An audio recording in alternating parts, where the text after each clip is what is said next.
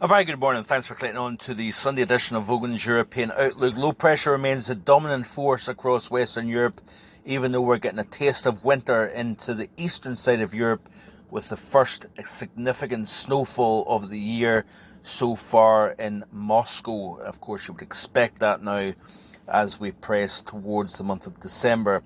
But like I say, low pressure is dominating, and it looks as if it's going to remain the dominant factor as we go through the remainder of the month and into the early part of December at least.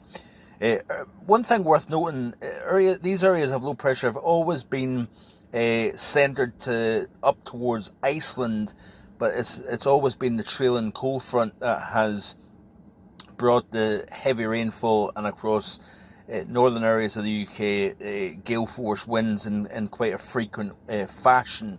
That looks as if it's going to maintain itself. We're going to get a bit of a respite over the course of today, Sunday.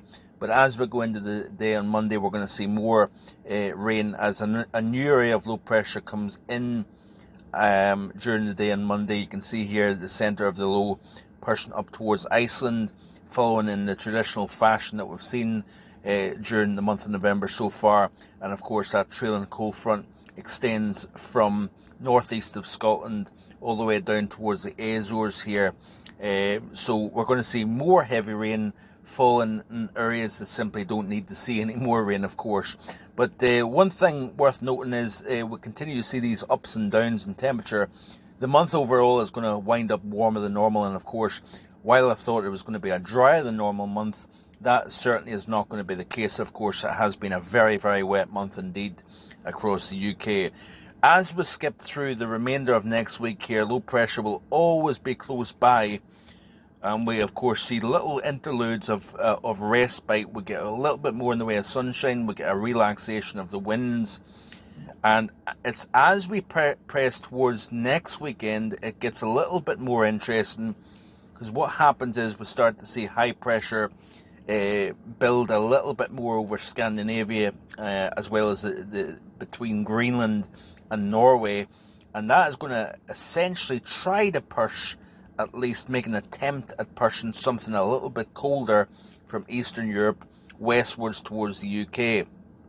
All the while, it's going to be a bit of a fight between high pressure and low pressure. But as you can see here, this is the 30th of November here, Monday the 30th.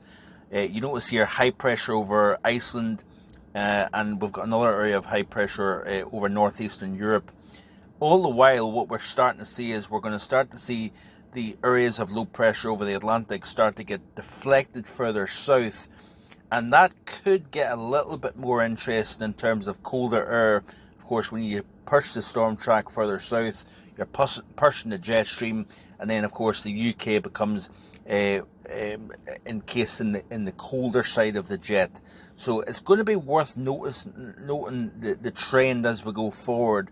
Still early days yet, but certainly it could be a sign of something a little bit colder as we press towards the early part of December here. And you can see here as we skip forward here, these areas of low pressure tracking across the southern part of the UK, and we've got, of course, the moisture pushed into that colder air. So always that possibility of something a little bit more wintry in terms of precipitation, because what you've got is, of course, the high over northeastern Europe that may be trying to push something a little bit colder, more continental, westwards over Europe, while the Atlantic continues to push areas of low pressure in to the western side of Europe. So we've got a bit of a battle going on between continental and maritime.